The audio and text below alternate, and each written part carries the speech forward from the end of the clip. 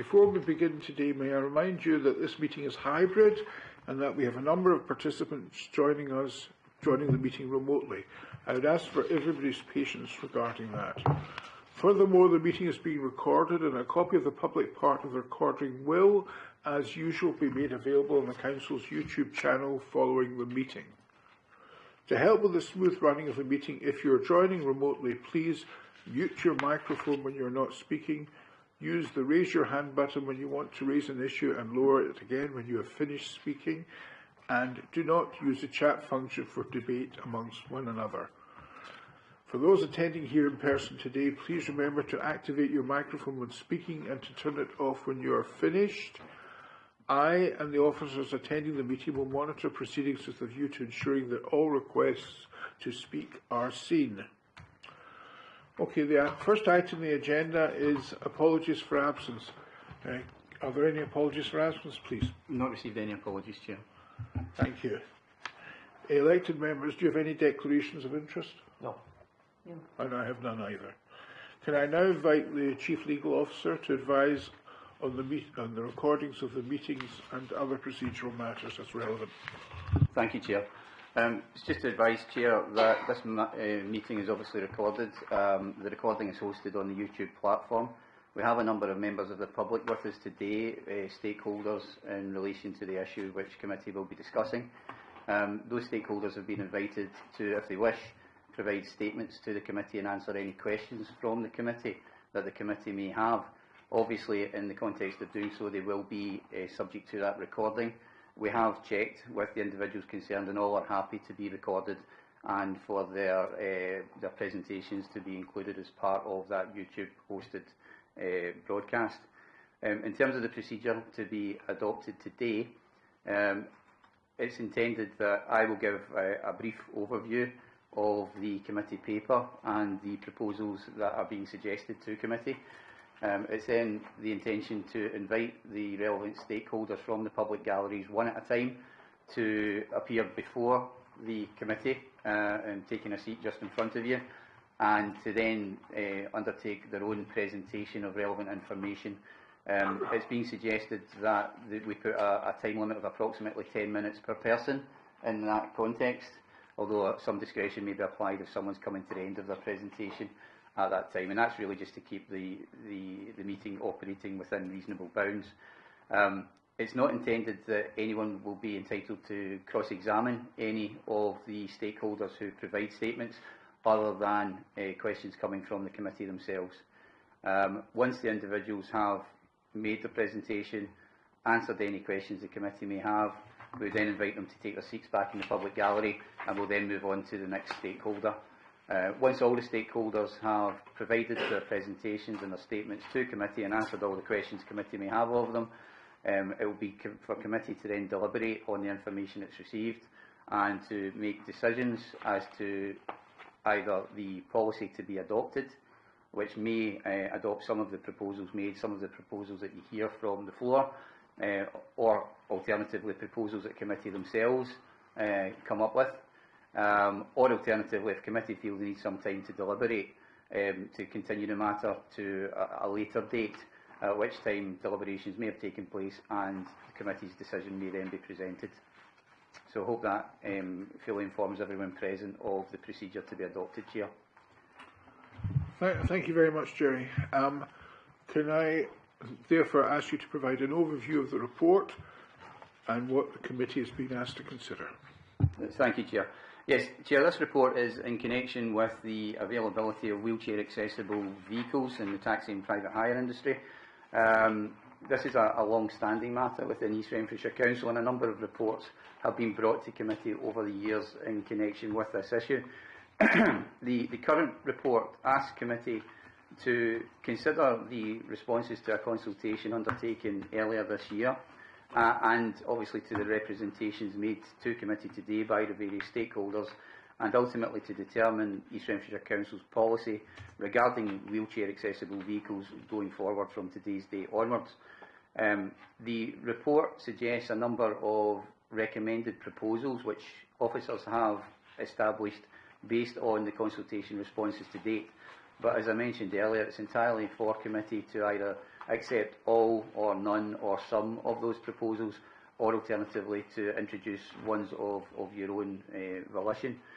By way of background, the East Renfrewshire Council has seen a drop in the number of wheelchair accessible vehicles over recent years from 40 to 4. So as matters currently stand, we have 4 wheelchair accessible vehicles on the road. The report highlights a number of factors for this, including the cost of actually purchasing a wheelchair accessible vehicle and running it.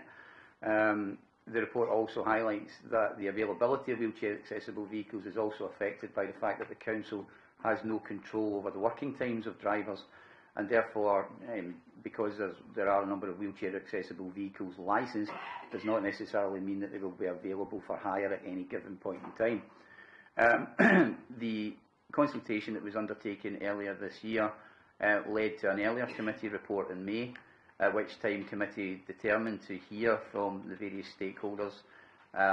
It was originally intended that that particular process would take place in June of this year, but as a result of a general election being called, it was felt prudent to wait until that election had concluded, hence today's committee meeting. The report is fairly self-explanatory, excuse me, in terms of some of the background, so I wouldn't intend to take up committee's time just rehearsing it. Suffice to say that the information contained within it has been drawn from the consultation and from communications received by the Council at large over the last few years. So, without further ado, Chair, I would basically invite Chair to commence proceedings and to hear from the relevant stakeholders. Thank you very much, Jerry. Okay, in that case, we will be calling the speakers to come forward to the seats in front of the elected members, immediately in front of me. So I have here a list of the people who so far are in the room. I presume that everybody who is here today has made their presence known to the officials, so that we're not going to miss anybody out. So I'm going to go on the list that I've got here. The first person I'm going to call is Mr. Savio de Souza from My Disability Plus. Could you come forward and have a seat in front of the panel, please?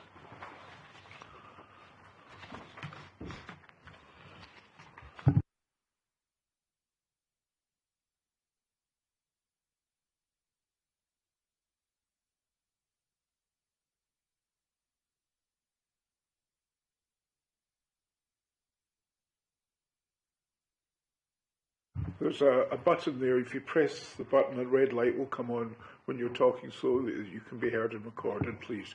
Is that correct? Okay. Can I first of all thank the committee and before you start, sorry, yes. could I explain that we've allocated a time of 10 minutes? Sure, yes, that's fine. Right, okay. Apologies, new format for me. I've never seen the chamber from this angle, so it's a bit of getting used to. But my name's Savio de Souza, one of the co-founders of My Disability Plus. Got Angela, who's also co-founder, and other members of the group as well here today. So thank them for the support. Thanks to the elected members for their support and our officers over the recent years. I know it's been a bit of a delay in this policy coming back for review, but we do appreciate that there has been commitment by the council to support, and it's important that people with disabilities do have accessible transport, and they are included in any sort of transport initiatives. So you've probably seen that I'm a bit better at writing things down sometimes, but I've sent some detailed things. We've tried to be constructive and developing this way forward. We've reached the conclusion that basically the policy isn't, when it was first introduced, the intention was we had one accessible vehicle. It then increased to 41. It came up for review. It obviously was suspended. But what's happening is that since we've been looking and researching about this this actual policy, the big flaw is the council's legal officer highlighted is the council can't actually control when these taxis are actually available. So by simply changing numbers, there's no evidence to support that this will actually mean that there's an increase in availability of these taxis. So what we've actually suggested is that basically this policy is scrapped, and basically that what we try and do is we've got an Equalities Forum, we've got the Equality Outcomes Review, and taking a more broader approach to try and see can we actually improve the access for people with disabilities to have accessible transport. I've highlighted and flagged, I don't think it's fair on local councils to have to do this on their own. We've suggested, obviously, with the Scottish Government, we've also been down to Westminster with the Accessible Transport Review to try and see a broader spectrum to try and improve this. Because one of the problems we have is now we have got quite a range and spectrum. I think Mr. Kirkpatrick at last meeting highlighted there is quite a range of wheelchairs, different sizes and shapes and things. And we're just concerned that the council is trying to define what a wheelchair accessible policy is, because there isn't any support for any evidence at this stage to actually define what that is. Because and we had one case where someone's neck support couldn't fit in, and they offered to sort of bend it so that it would actually fit in the taxi and these sort of things. So it's very difficult with the range of vehicles for a small local council to try and determine, well, what is actually a wheelchair accessible vehicle and where the need is. And what my concern is going forward, we haven't had sufficient evidence and research.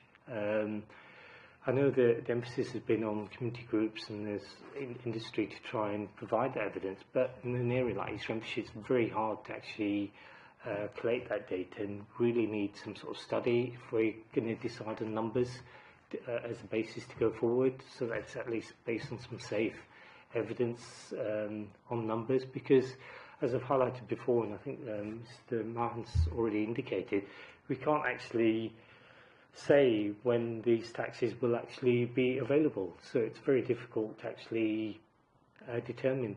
What we'd rather do is set up a working group and work with industry. We've reached out to industry and see, is there a way we can work forward? There's various methods now with online technology and things that we could try and encourage a better usage through a voluntary agreement with the industry to say, look, are there any needs? Can we try and improve? And the industry working together. And I noticed the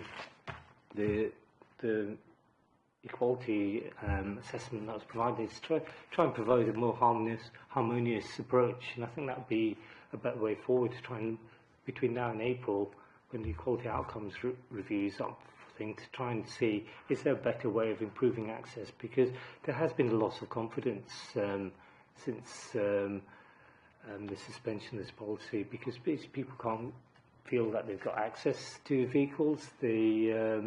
It's very difficult for the industry to know when these vehicles are actually needed, and there just isn't that cohesion to actually encourage a bridge building approach to actually encourage more access for people that need vehicles to actually use them, if that makes sense.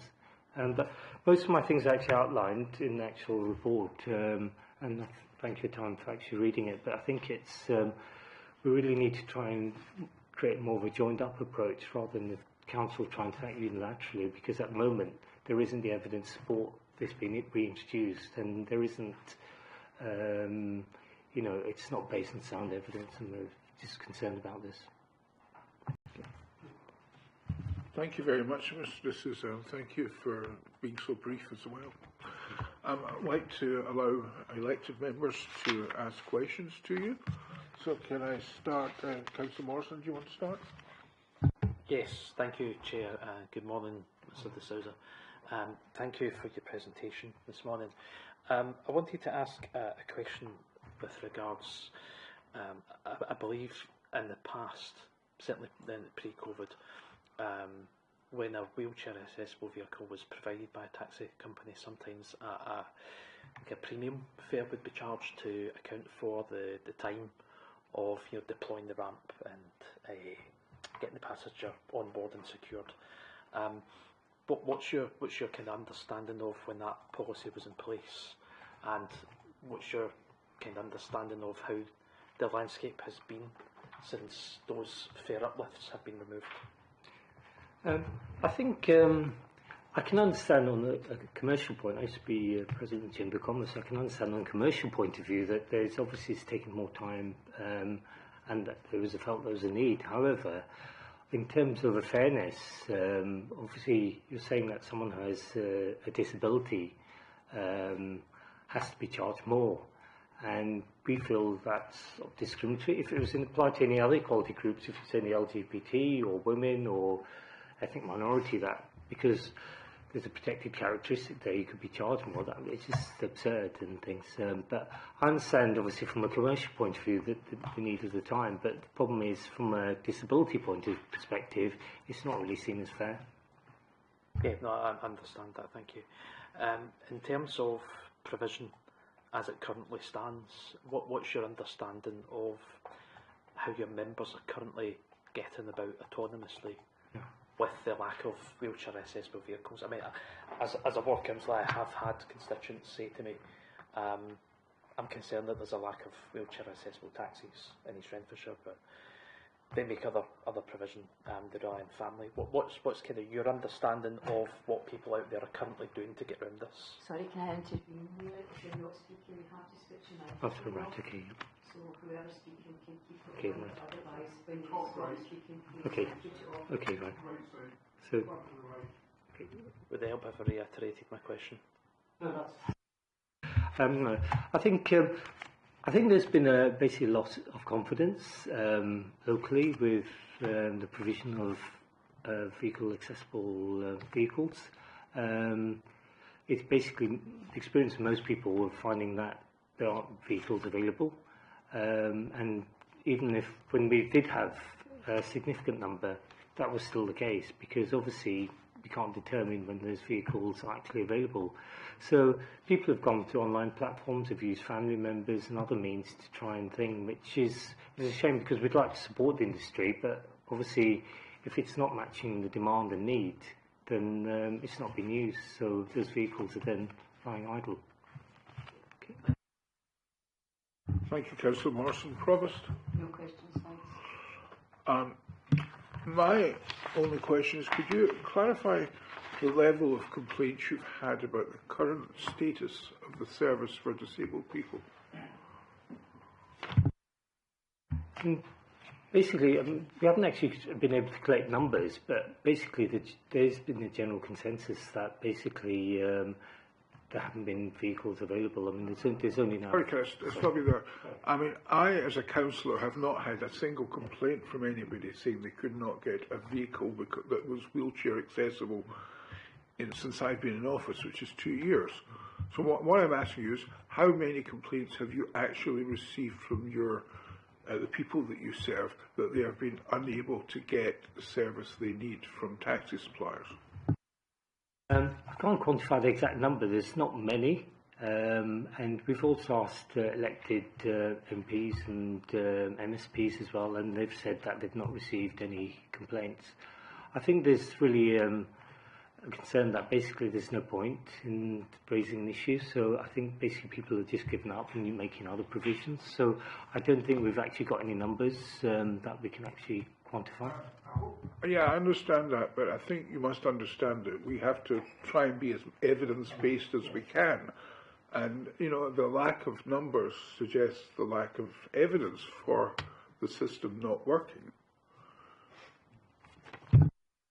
I think, to be honest, it's there actually needs to be an actual with the council's support, some sort of survey across, or see what other councils have done to evaluate the surveys, but we've not been able to find evidence of any surveys that any council has been done. So really what you're saying to us is there is no evidence that the current service is inadequate. Is that what you're saying? I think, I think the problem is we can't actually draw any conclusions, because is basically we're not saying that it was supportive or it hasn't. That's fine. So therefore, I'm taking that you cannot draw any conclusions means to me that there is no evidence that the service is inadequate at present. That's what I have to take from what you're saying, based on evidence of what you're saying. Okay, that's fine. That concludes my questions. Thank you very much for your very comprehensive presentation.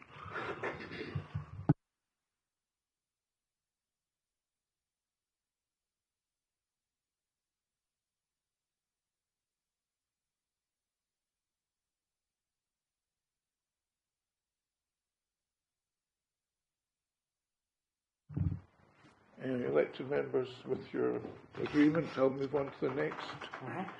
The next person I'm going to ask to present is Mr. Paul MacDonald of Eastwood Mearns Taxis. Could you please come forward, Mr. MacDonald?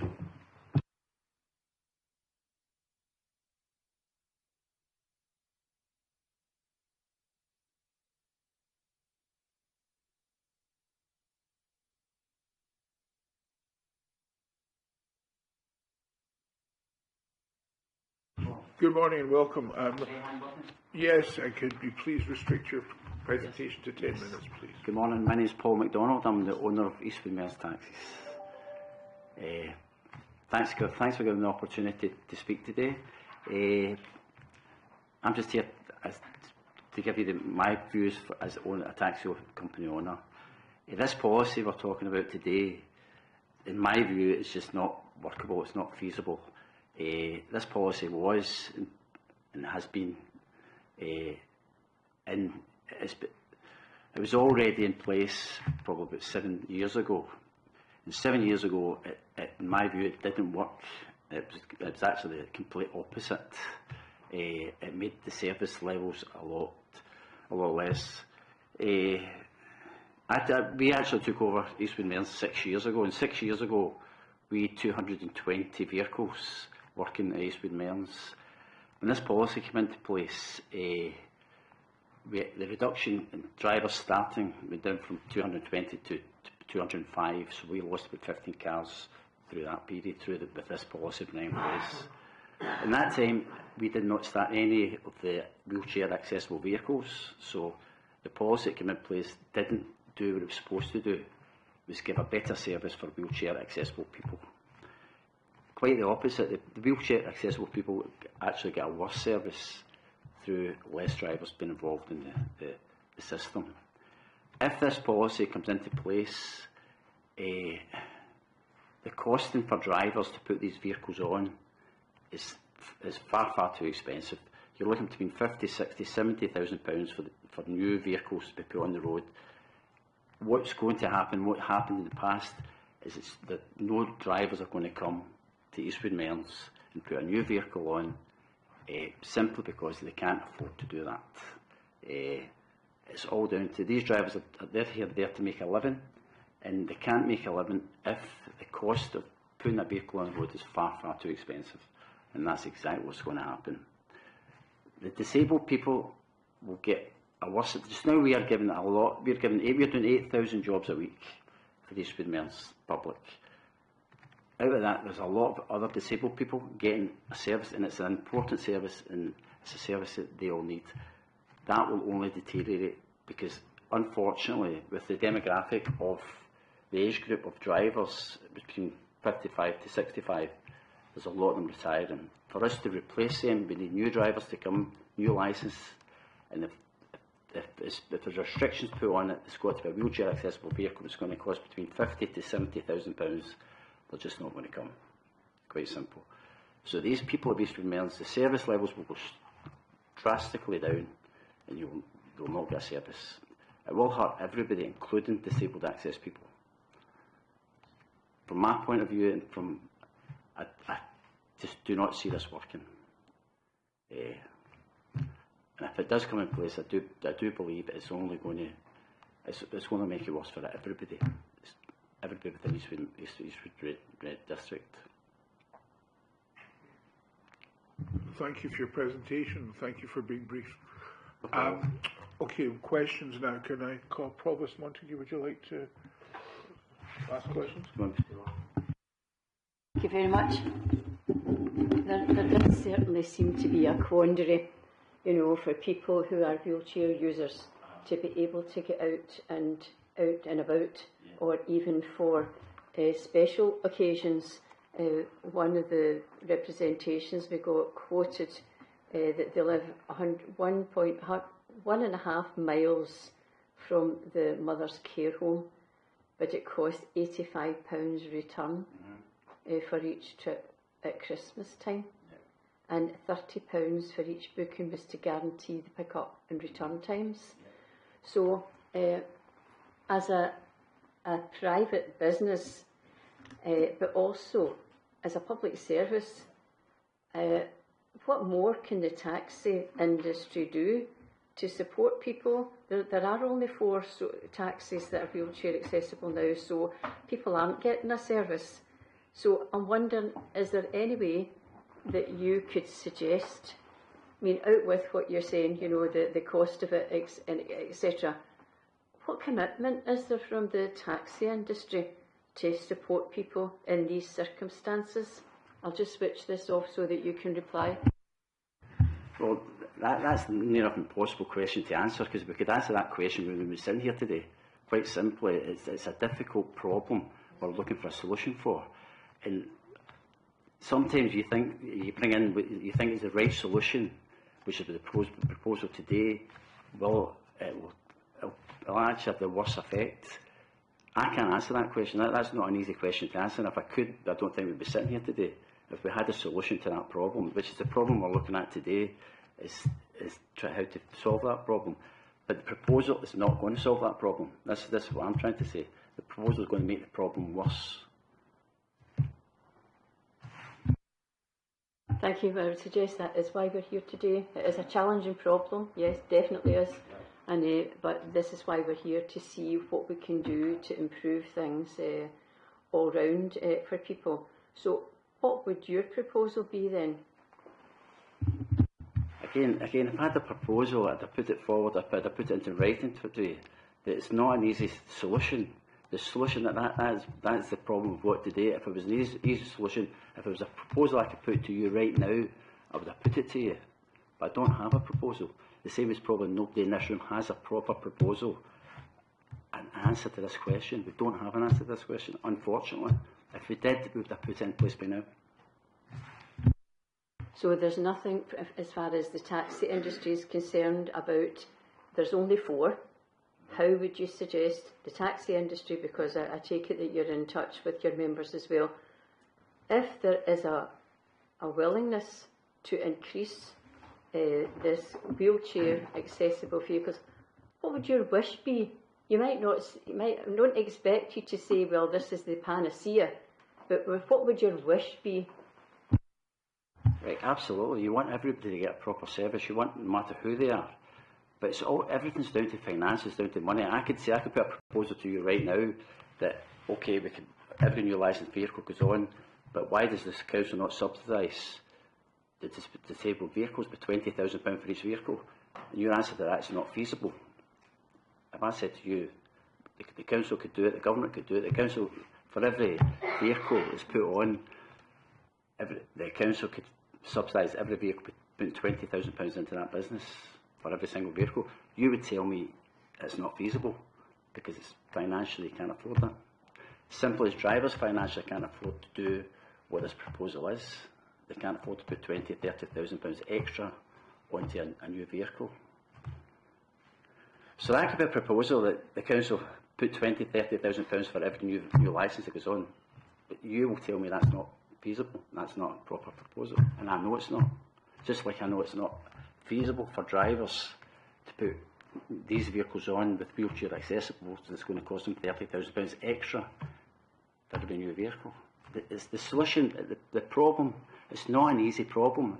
If it was, we would have sorted this problem years ago. We don't have a solution, and I'm sorry to say that.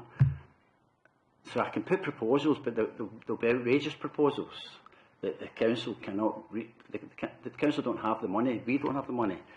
The drivers don't have the money. Unfortunately, this problem we are trying to solve, it's a financial problem. But everything comes down to finances, and this is what this is. It's a financial problem. If this gets passed today, I can guarantee you the amount of new licensing going through will go down to 0, because drivers will just not do it. They'll just not put new vehicles on. They can't afford to put them on. As simple as that. Unfortunately, it comes down to money.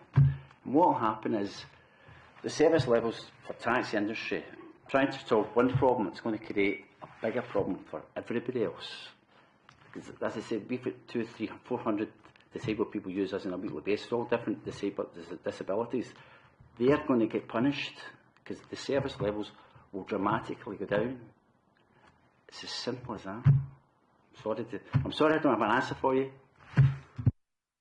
Well, I appreciate that. That is why I'm asking you the question. And you're giving me what you're saying is the difficulty, that it's a financial one, and if there was a grant available, then that would be a sweetener. I wonder what you thought of the proposal that new wheelchair accessible vehicles, the owners would be able to have, wouldn't have to pay the licence fee. Would that be a help? It's minuscule. It's a very, very small help, and I'm going to tell you about absolutely no help whatsoever, because nobody upon nobody is going to think saving £200 or £300 in a grant is going to help them put an extra £20,000 vehicle on the road. It's not going to help. I'm sorry. It's just a proposal, but it's not going to help. What's going to happen? It's just now it's very hard getting new drivers into the taxi industry. This year's the first year we've seen new drivers come to the industry over the past 7-8 years. Since COVID has been very, very difficult. This year has been, we've probably 10, 12 new licensed vehicles on this year. If this happens, it's going to be disastrous for the industry. It's going to be disastrous for everybody, disastrous for the people of Eastwood Mills, because the service levels are going to go down dramatically. Because I've tried to say to you, age demographic, we're going to have drivers retiring. We've got drivers in the 70s and their 80s, and with one retired today, with 2 or 3 retired this year already. And the only way we're going to replace them is by getting new licensed drivers in, and we're not going to get them. If the council put this in place, we've got serious problems. Everybody, from drivers to customers to councillors, you've all got a major problem, because the service level is going to, it's going to be incredible. Can I ask you another question then? The vehicles for people plus over 4, which could be wheelchair accessible vehicles, is there any aspect of that could help possibly increasing the age of them for that to be allowed, or possibly the introduction of, say, former hackney cabs into the area that are of the size, but it's probably an age criteria? Could that be tweaked, could you think? You know, it's extending if you put a wheelchair accessible vehicle on, you say you're guaranteed a 10-year licence instead of maybe a 5 or 7-year licence. It's the initial investment. It's not the long term, the 10-year period. It's the initial investment of doing that, and the drivers having to make that money to pay the payments for that vehicle. And there's other things come involved. There's insurance. The insurance for these vehicles, there's more involved with these vehicles. Insurance will go up because you're dealing with a group of people that you've got to look at. You've got to exit your vehicle. You've got to help them in. Accidents can happen that will not happen with normal able-bodied people. So there's a lot involved. It's not just the cost of the vehicles, and it's the physical aspect of drivers. And again, I keep going on the age. Our drivers are 60, 70 years old. These drivers, if they're made to do that, a lot of them will just retire because they can't physically. Unfortunately, they're not physically able to help people in and out of vehicles. And that's just the unfortunate way it is. And that goes back to attracting new drivers to the industry. We need a younger driver to the industry, and you're not going to get young drivers to the industry if they can't afford to put vehicles on. And that's what's going to happen. You're going to get the situation, if this is passed, where we're not going to get drivers on. Because I've been in the industry for 41 years. I started as a driver. I could afford to put cars on when I was younger. The public will not be able to do that. They'll not be able to pay £60,000, £70,000 for a vehicle and put it on. If you guys put this in as a policy, It's just not, and it's not going to help the disabled people, because they're not going to get. You're just not going to get drivers putting them on. Quite simple. Go back to its finances, and finances are important for everybody. Drivers are there to make a living. They're there to make a living for their families. If they cannot make a living, they'll not do it. If they're working 40 hours a week just to pay for their vehicle, their insurance, the office money they've got to pay me, they're going to go away and do another job. That's what they're going to do. Can I just go back to my question, which wasn't about the drivers, which was about the vehicles, but I appreciate the other information you gave. I'm asking, I mean, it might not be a new vehicle that's purchased for the 70,000 that you'd mentioned, but the reason I was asking about if there was an acceptable kind of older vehicle criteria or hackneys. Do you think that would help the situation?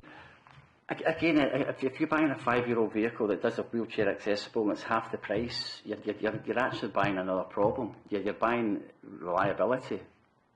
At one point I used to own 150 taxis, so I know if you buy a 5-year-old vehicle, you're buying a problem, and all you're going to be doing is putting a car in a garage because these vehicles are running 7 days a week, sometimes 12 hours a day. They're not a normal vehicle. They need serviced a lot more, and they will break down a lot more. And the older the vehicle is, the more problems you're going to get with it. A new vehicle, you don't have problems with it. A 5-year-old vehicle, which you're right, will be a lot cheaper to buy.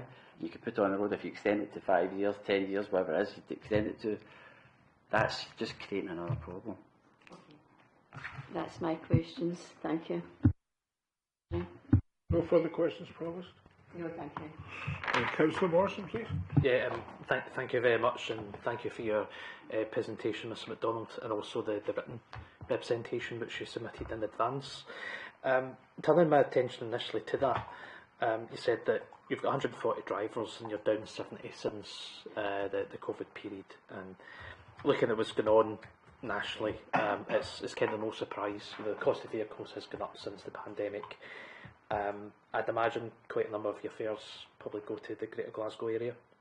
So city centre, LEZ impact, yeah.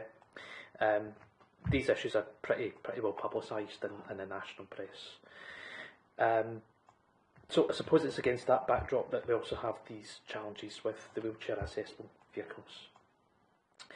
Can I ask, how many of your vehicles at present carry more than 4 passengers? So not necessarily wheelchair accessible or not, 6-seaters basically. Well, you're probably looking at between 20 to 25 vehicles are multi-people carriers out the 140. It's about 20 to 25. So even at that, that's not a big number either, you know. When a passenger requests what's called a 6-seater colloquially, is there additional charge for that? At present, sorry, could you repeat that question? Sorry. If a passenger requests a 6-seater at a kind of large taxi, is there an additional fare or charge for that? Yeah, if somebody requests one, it's £4.50.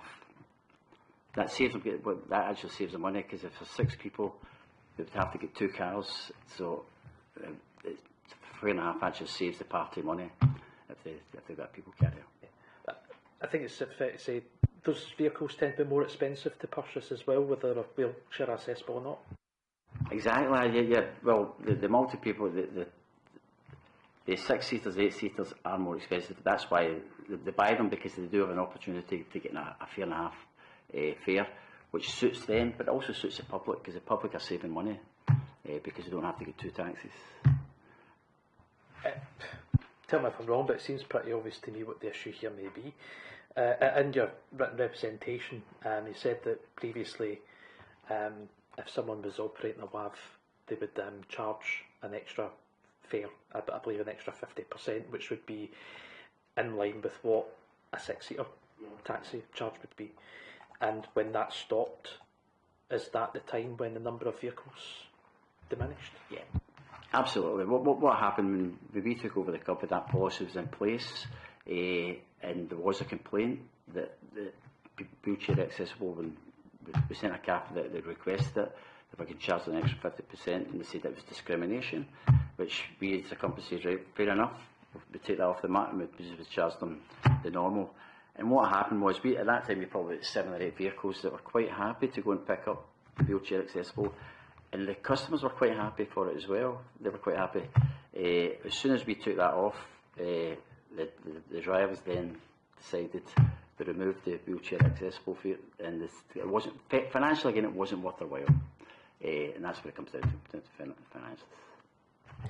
No, thank you very much for that. Chair, I would simply reflect, it seems to me the situation here is there's either the higher fare, which is in line with, if you have a more expensive asset, you need to earn a higher level of return from it to justify bigger outlay.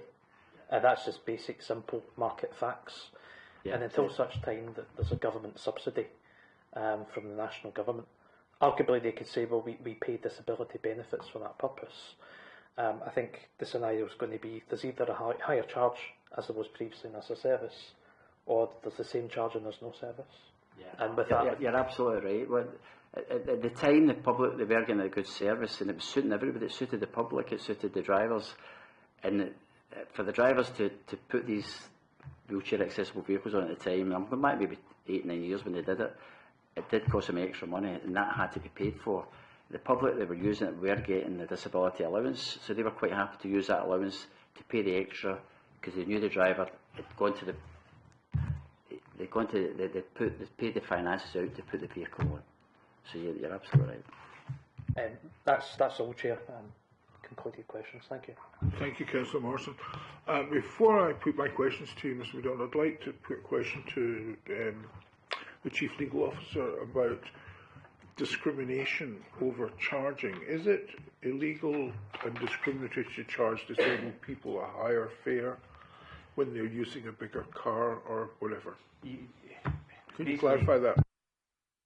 Certainly I can talk to the committee in recess about the legalities around the discrimination law in more detail. But generally speaking, any policy or practice that treats a disabled person less favourably than it would treat an able-bodied person could be discriminatory. There are, however, some caveats in the legislation in and around objective justification, etc. So you would need to look at the specific policy or practice that you were intending to adopt and consider that against the terms of the legislation before coming to a view as to whether it was legal or otherwise. I just wondered specifically in relation to having where a disabled person has to use a larger vehicle and has to pay more for that. Is that discriminatory or just part of the facts of life, basically, and also they may get higher benefits to compensate for that? Can you comment on that just now, or is that an inappropriate comment by me? No, it's not an inappropriate comment. I think there's a degree of complexity around it, and I think it would be worth having that consideration in recess, Chair. Thank you for that. Mr. MacDonald, thank you and welcome. You said you get 25 requests for multiple carriers out of 100 of... You've got 25 larger vehicles, multiple carriers of 140. Of that 25, how many of these are wheelchair accessible? As far as I'm led to believe, there's only one just now at Spearpit. Only one, okay. Now, can you tell me how many requests you get on a daily basis or on average for a wheelchair accessible vehicle? And how many are you declining because you don't have the facility? We do cover wheelchair customers. We can wheelchair customers, if we wheelchairs that fold down, we can cover them, not a problem, as long as they can get their wheelchair folded. If it's a fixed wheelchair, we cannot cover it. We can't guarantee it. If they booked it a week in advance, we could probably do something about it. But if they phoned for a hire at that moment, we couldn't cover it. We just have. Somebody was in a large wheelchair that doesn't fold down, you would just decline the business, right? Absolutely. We just have to apologise and say at that moment in time we can't give them. There's plenty. There are plenty of other customers that get declined for different reasons, whether we're too busy or they don't have may not have a 6-seater, 8-seater, a 12-seater.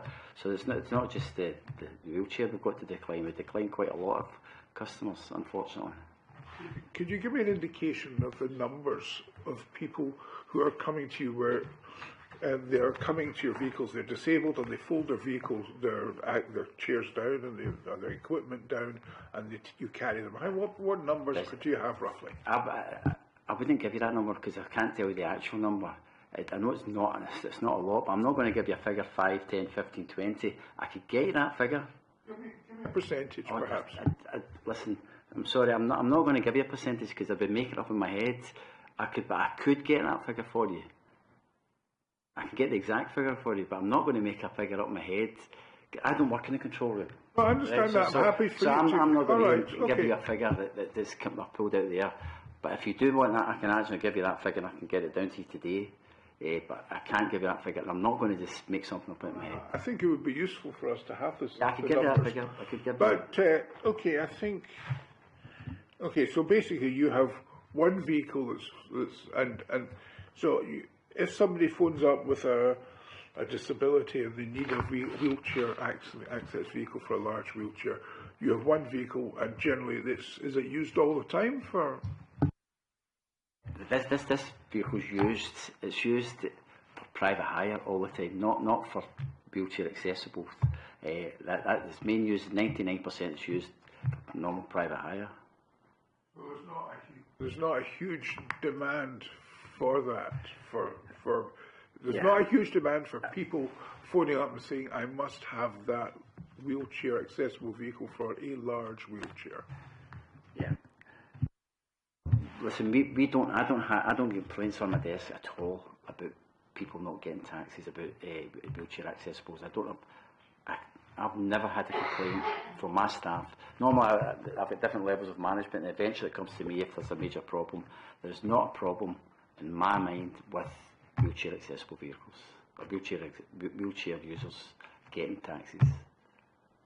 There's not a problem. We do not have a problem. It's never came to my door that we've got problems.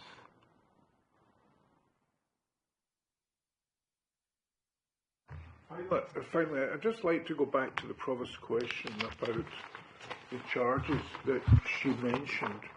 1.5 miles with £85 or £80, so huge sums. How do you? I mean, I realise we live in a free market situation and have to be reasonable. Can you?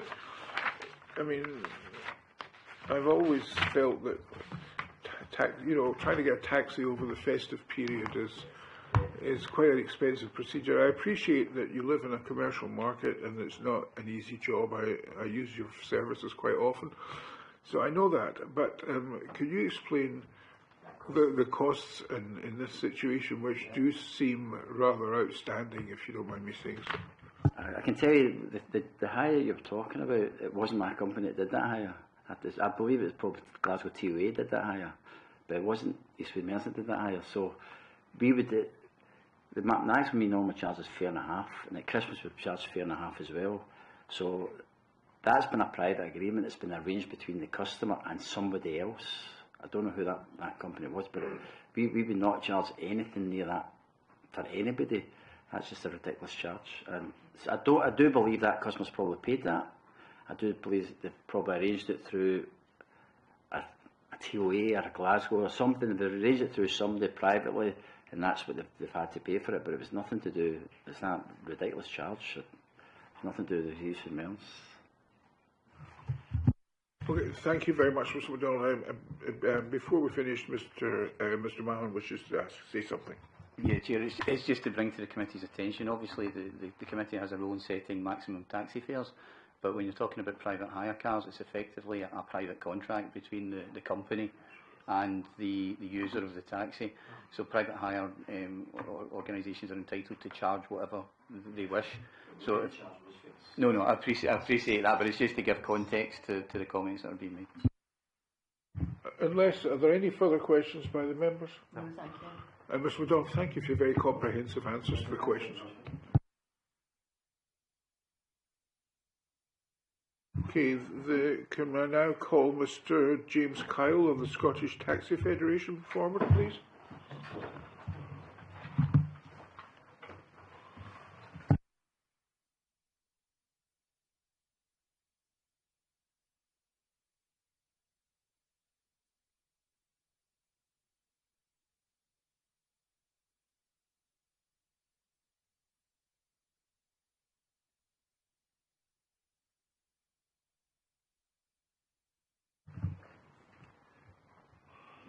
Good morning, Mr. Kyle. Welcome and thank you for your patience. Could I remind you 10 minutes, please? And my name is Jim Kyle. I'm the chairman of the Scottish Taxi Federation.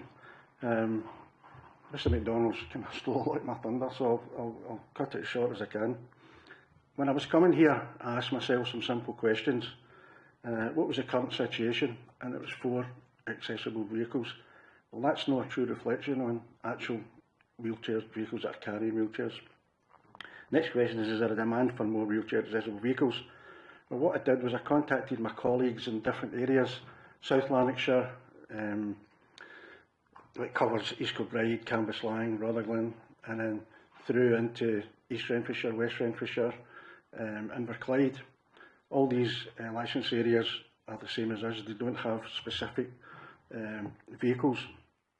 And then we asked yourself the reason, why don't they have them? We just don't have the income streams to support these vehicles.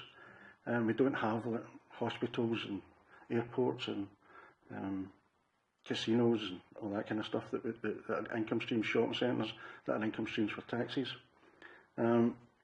Also what I did was I asked about, to ask the question, how many phone calls do these companies get for wheelchair accessible vehicles? And for 1 year in East Renfrewshire, it was 136 calls, but 98 of them were from Glasgow taxis. Now, I'm just assuming that if you phone a Glasgow taxi, you know it's wheelchair accessible, so I'm just assuming that they were phoning for a wheelchair accessible vehicle. So that works out at 2.6 vehicles per week, was the request.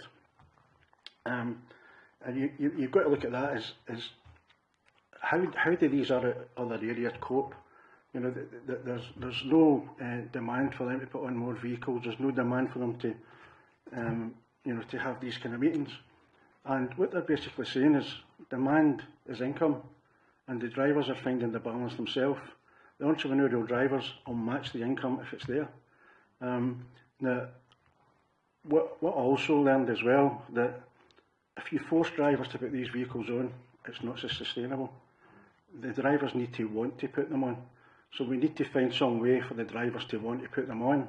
And some of the suggestions being made have been really good, where stop licence fees, but not just for 1 year, stop licence fees permanently, take away age limits permanently.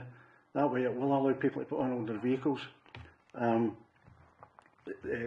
council contracts, if say you've got a dozen vehicles, allocate contracts to these vehicles to keep them working. If you keep them working, the vehicles will stay, and they'll stay. Because if you force them, as soon as they go to renew their licence, it's the same thing happened the last time. Went from 40 to 4, they just went back to normal vehicles because there wasn't enough income to support running the vehicles. Then I asked myself, is there an unmet demand? Well, as far as I can see, there's not, but it doesn't mean to say there's not an unmet demand. If the demand is low, why is it low? So I started looking at electric wheelchairs. If you go to Barhead Main Street on any day of the week and look outside the Flying Horse pub, you'll see 3 or 4 electric wheelchairs sitting outside the pub. People now are getting about with wheelchairs. They don't need to phone a taxi to go to the shopping centre. If you get into Silverburn, you'll see people going about with electric chairs. I've got a brother-in-law who regularly travels from East Kilbride to Dumbarton in his electric chair. Public transport, the buses will drop down to the same level as the curb. The curbs have all been raised and he gets on a bus no problem. I've got a daughter who's disabled. She gets Motability. She got a brand new car.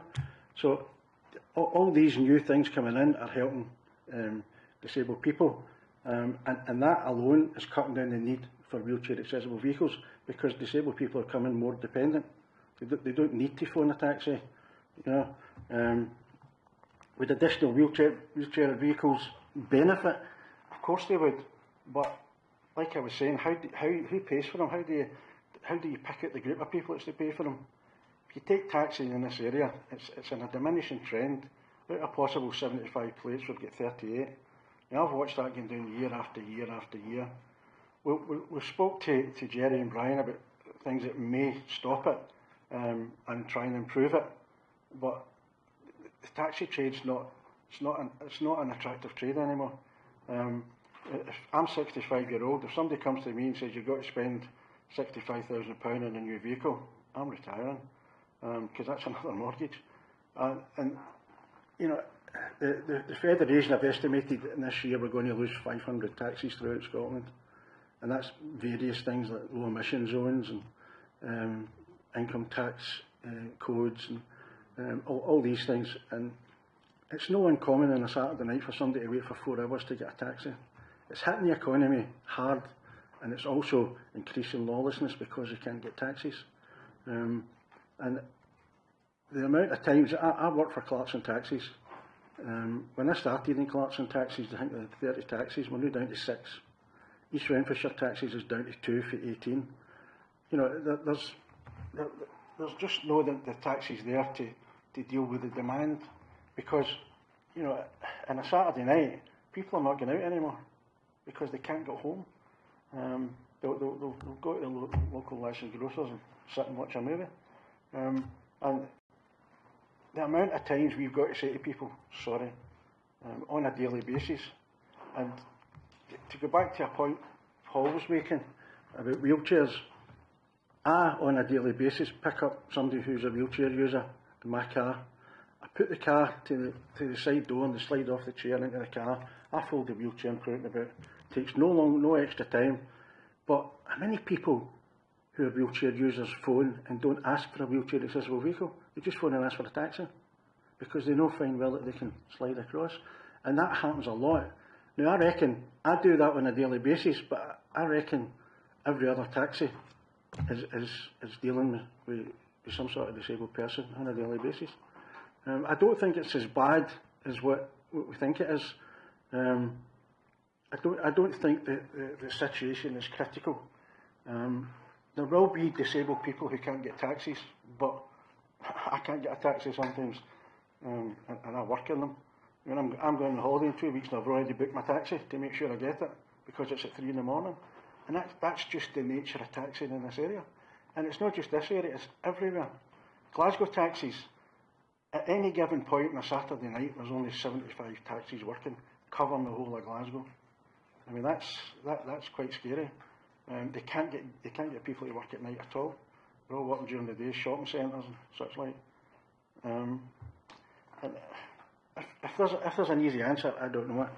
But I tend to think that the way things are, to force more wheelchair accessible vehicles on wouldn't help at all. It would make the situation worse. To try and attract more on, to me, is the way to do it. Try and get drivers to want to put them on. And if the only way they want to put them on is create an income stream for them. And that could be contracts. Maybe the disabled groups know people who could contact you and say, there's somebody on a regular basis needs to use a wheelchair taxi. Then you can contact that person and say, there's a job for you 3 days a week, 4 days a week. It's a case, I think, everybody pulling their resources together. The last few of these meetings I went to turned into bun fights. And it's not a case of us versus them versus us. It's a case of let's get down to the nitty-gritty and see if we can find a solution to solve this. And the only solution I can see is, like I say, create an income stream for the taxis and you'll get them. If you don't create the income stream, forcing them is no the answer. You'll make the situation worse. I mean, if there was a situation where there was no licence fees permanently, there was no age limits, that might attract me to go and look, because this is the only area that gives you 4.5. So you're then setting with a vehicle that can take more than 4 people. So if you get more than 4 people, you're getting 4.5. You're getting the wheelchair accessible vehicle, and you know, if there's an income stream there, great, you can pay for the vehicle. But I mean, a brand new LEVC is £85,000. You know, and they're so new that even the second-hand ones are very expensive. My insurance this year went up £500. Vehicle parts are going through the roof. The cost of vehicles is going through the roof. Taxiing is very, very difficult. I work 7 days a week, 10 hours a day, and that's because I need to, not because I want to. And all the breadwinner drivers are doing the same. You know, you have got drivers who are retired and they can afford to go out for a couple of hours and whatnot. But you know, your breadwinner drivers are struggling badly, and they're the guys that's keeping the place alive. Okay. Thank you. Thank you for your presentation. I'll just go first this time. Switch it off. I've got a very brief question. There's no switching on.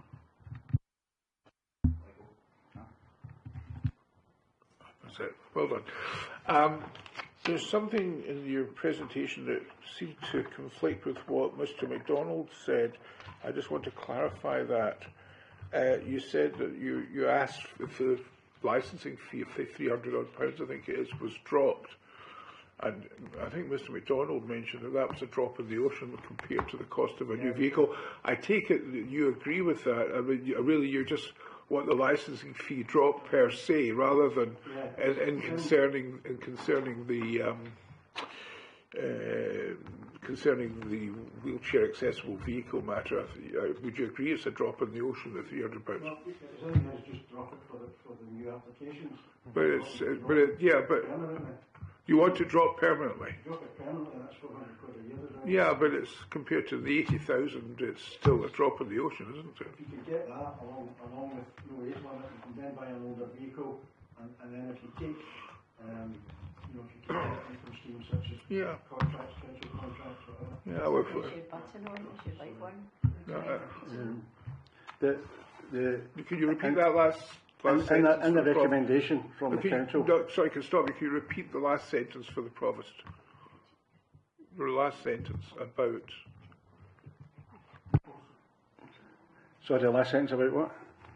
Your last sentence about. I can't even remember what it was. It's only because so that it's recorded, what you have to say is really important, and it was the aspects of the age of vehicles and the licence. What I'm saying is, if you don't have to pay a licence and the age of the vehicle, if you can maybe buy a vehicle that's 8, 9-year-old, what you've got to remember is if you're buying a purpose-built taxi like an FX4, the black hacks, right, every part of that vehicle is replaceable. So that's why you can see black hacks running about a 20-year-old. Every part of it's replaceable, the wings, everything. You can, you just wonder when you see an old taxi, is that the original taxi that they bought? It's been changed. I'm not saying that's the answer, but I'm saying it would help. I'm just trying to put things forward that would create a situation where it's viable to operate that vehicle. I think we need to stay focused on this, and we're here to consider wheelchair accessible vehicles in particular and that matter, rather than the licensing fee today. I mean, it's all very well saying, obviously, you cut the licensing fee or remove it altogether, it's going to help. If you reduced income tax, it would help too. So, if you reduce VAT, it would help. So, all these things are rather pie in the sky at the moment. But I think that's all the questions I need to ask you. I'll take Councillor Morrison first, if that's okay. Yeah, that's great. Thank you, Chair, and thank you, Mr. Kill, for your evidence today. I wanted to circle back to questions about, a few are going into the taxiing profession and you're going to buy a vehicle. What would you expect to pay for your typical kind of saloon car, a 4-passenger car? Okay, so say you can upper level of that about 20,000. Lifespan 10 years within the current regulations, so about £2,000 a year if you're buying that vehicle from you until the end of its lifespan. What about a 6-seater vehicle?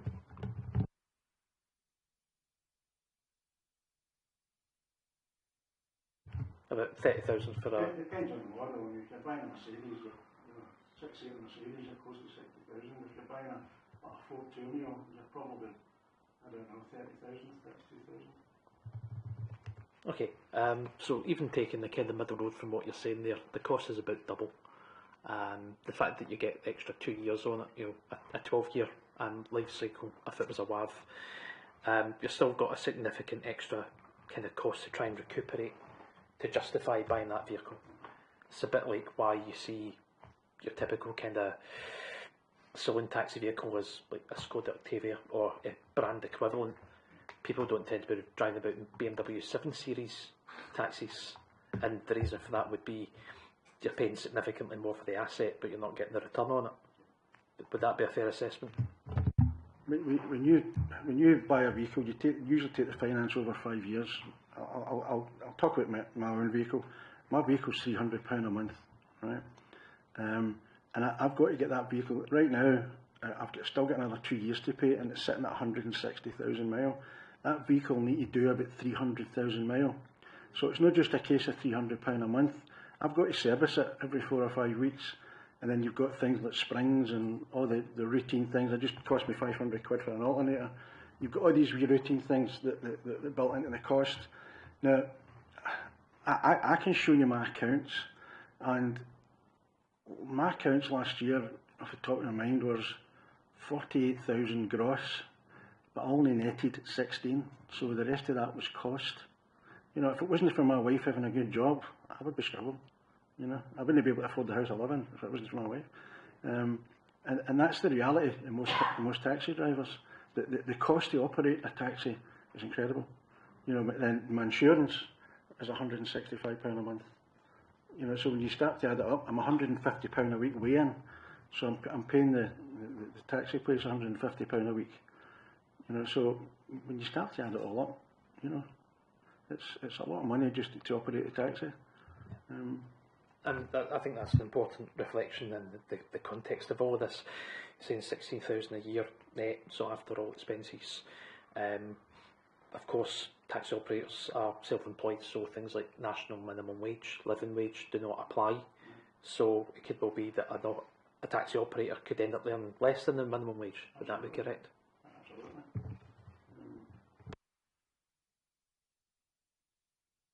My hourly rate last year was £5.60. Who works for that?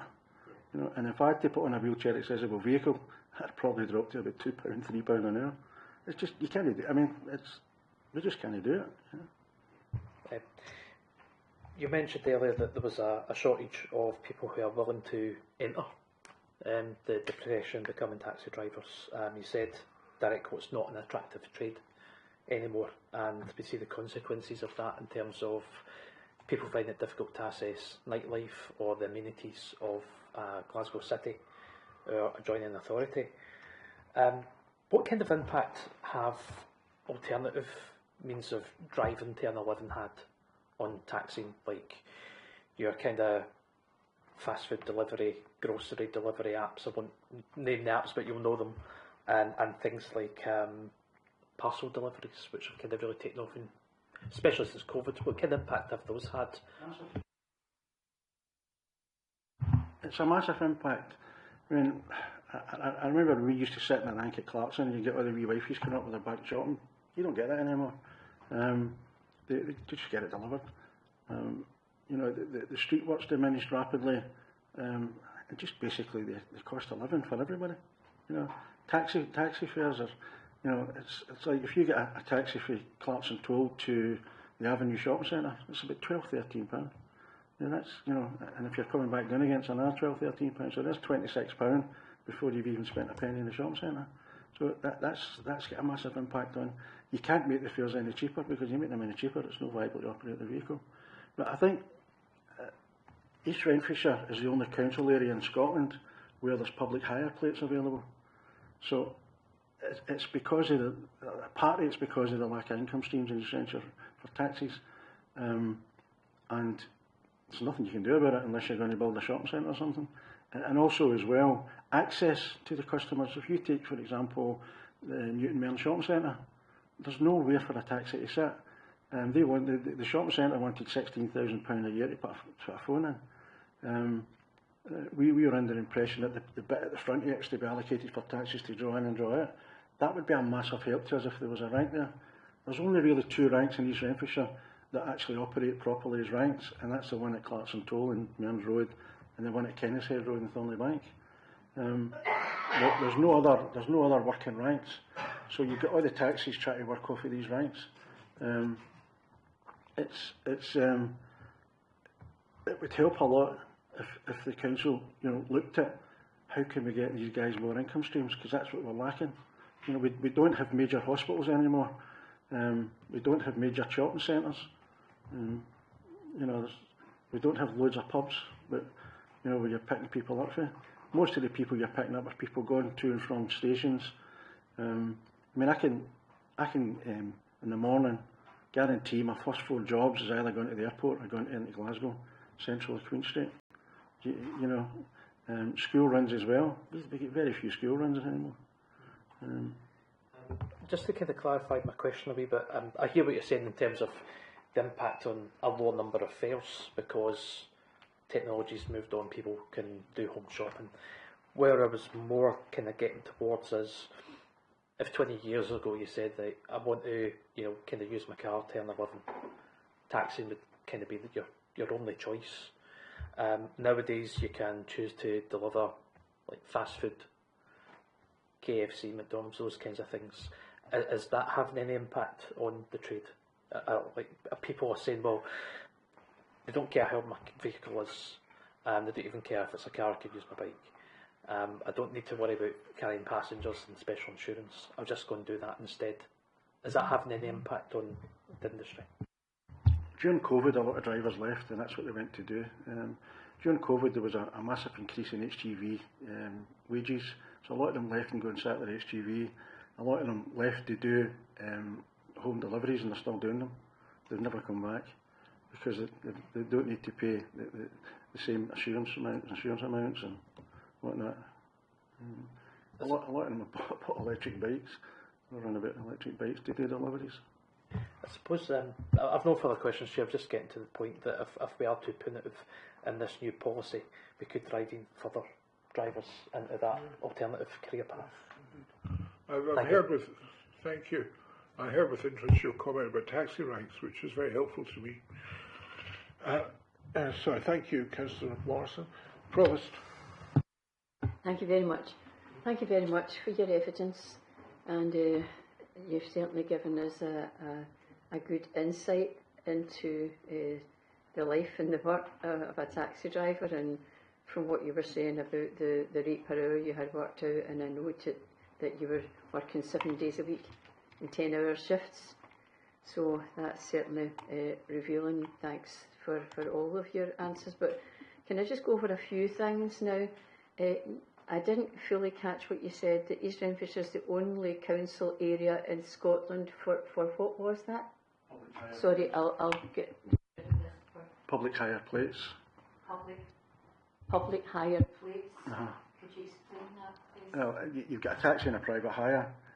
The taxi plates are available in East Renfrewshire, but any other area you get into, you would have to buy them off somebody. They would be transferred.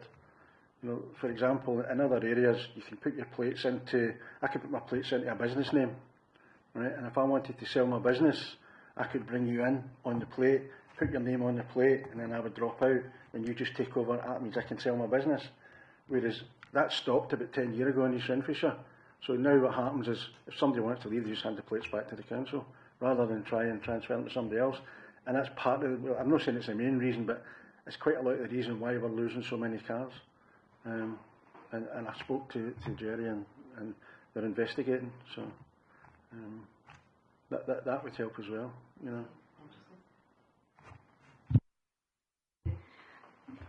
You also said there was 136 calls from Glasgow taxis. Can you just clarify that a wee bit? Now, was that Glasgow? That's East Renfrewshire people. So I'll come off this so that we can hear you. That's East Renfrewshire people phoning Glasgow taxis to come and pick them up. I'm just assuming that that's wheelchair accessible because all their taxis are wheelchair accessible. But that could be, businessmen who have got contracts with Glasgow taxis phoning to get a taxi. It could be just maybe somebody's phoned, they couldn't get a taxi here, so they phoned Glasgow, and they got that. So in total, for all the East Renfrewshire companies, and including the Glasgow taxis, there was 136 requests for wheelchair accessible vehicles, which amounts to 2.6 per week. Now we've got 4 vehicles, so statistics show that there's enough to cover the demand, but the mechanics of taxiing would suggest you could probably do another couple more taxis. That's helpful, thank you very much. And so those figures are enlightening as well, but as we know, if people can't get a taxi for a certain time, then they kind of give up. And the Glasgow one, for people who have got a wheelchair, then they can use the Hackney, which is easier, to get a wheelchair in and out again. Is it your brother-in-law who's an electric wheelchair and can get from East Kilbride to Dumbarton? Does he use trains as well?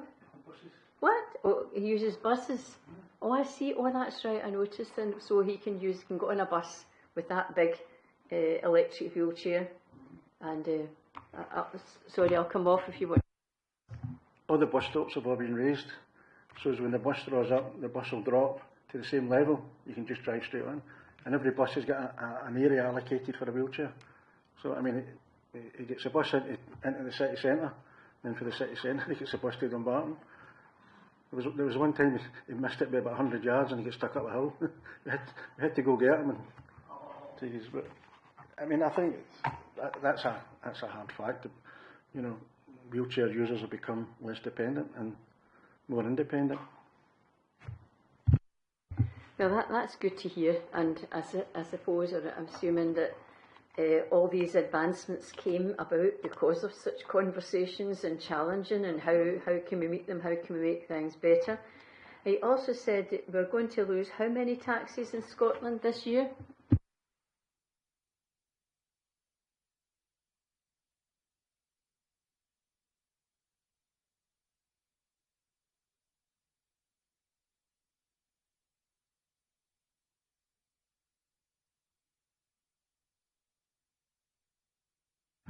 Could you start again then, so it's recorded? Edinburgh, Stirling and Aberdeen have all adopted low emission zones. So it means if you're a taxi driver in that zone and you've got an old car, then you need to replace your car. So some of these guys are saying it's not worth my while, so they're just retiring. The information that's coming back to us from the various taxi companies in these cities indicates that we're going to lose probably about 500. That's not an exact figure, but it's there or thereabouts. And it's actually quite frightening, you know.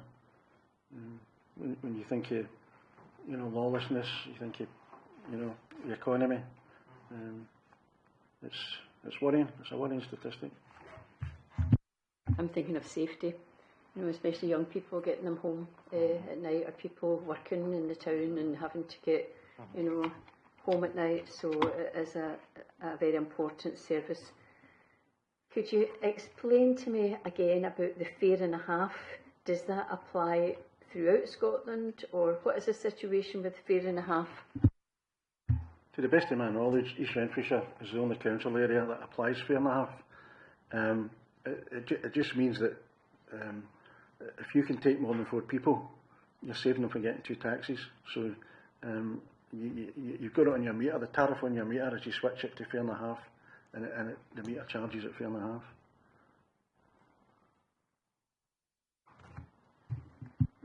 That's great, and that's my questions finished, and thank you very much for that.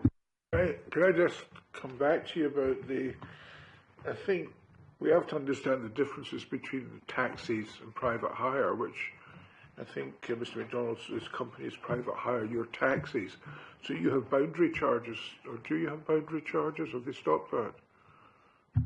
No, boundary charges is down to the individual company, but we don't charge boundaries. I mean, I would have thought that perhaps the competition from Uber may be affecting your trade, or does it not? Well, it definitely does, but the difference between a taxi and a private hire is taxis are regulated by the council. If we're doing hires within East Renfrewshire, we can only charge what's on the meter, right? But if I'm a private hire and you jump in my car at Newton Mearns and say take me to Clarkson, I can say it's going to cost you £30, right? You either say yea or nay. If you say yes, I can charge you £30 and it's not a problem. But if I'm a taxi, I can't do that, and that's the worry, because if you start losing your taxis, the council starts to lose control of what can be charged. So people soon get to know that I'm going to phone for a taxi. So Clarkson Taxis is all taxis. So when you phone Clarkson Taxi, if your fare's £12, it's £12 every time. You phone a private hire and it'll probably vary. You just don't know what you're going to be charged. You know, particularly if they phone us and say take my kids to school, and we can take the kids to school and say it's £10. So it'll be £10 every day. Whereas a private hire, one day could be 10, one day could be 15, depending on the driver as well, you know. So that's why it's crucial the numbers of taxis is maintained, because it then gives the council control.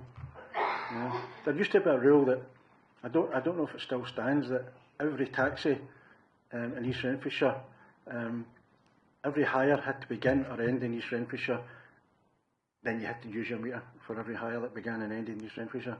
I don't know if that still stands. I think it may be just, I'm not sure, it may be just be every hire in East Renfrewshire within the boundaries that you've got to use your meter. Okay, thank you very much for your contribution, very much appreciated.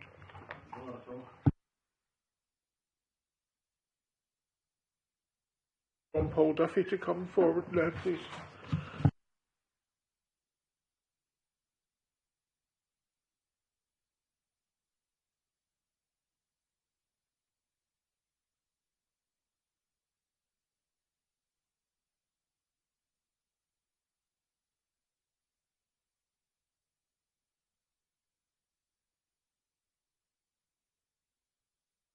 Good morning and welcome. Thank you. Could you begin your presentation of no more than 10 minutes, please? Good morning, convener and members of the committee. I am John Paul Duffy and I represent the Scottish Private Hire Association. Thank you for allowing us time to speak here today. The Scottish Private Hire Association appreciates the commitment towards enhancing accessibility within the community. However, we urge the Council that whatever decision is taken on this matter, the decision is evidence-led and proportionate to the demand. It is also worth mentioning that the Council needs to carefully consider the ramifications should it mandate taxis and private hire vehicles to be wheelchair accessible. It's crucial to acknowledge that not all individuals with disabilities rely on wheelchairs. Many elderly and disabled persons require low-rider vehicles, like saloons, for example, for transportation. A one-size-fits-all approach to accessibility may not be adequate to cater to the diverse needs of our community. Furthermore, I have engaged with local operators who have highlighted that the demand for wheelchair-accessible vehicles in the region are noticeably low. The financial burden of acquiring new or second-hand wheelchair-accessible vehicles is substantial, particularly amidst the current cost of living crisis, making it unfeasible for many drivers. Following consultations with our members, we suggest that the Council consider incentivising drivers to invest in wheelchair accessible vehicles by offering free licence fees for wheelchair accessible vehicles and increasing or scrapping age limits for wheelchair accessible vehicles. We would also suggest that the Council commissions an independent unmet demand survey so that verifiable data can be collected to assist in making an evidence-led decision.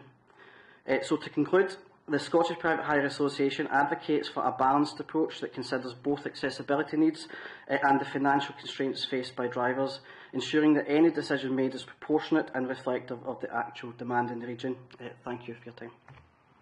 Thank you very much, John Paul, and thank you for the brevity as well.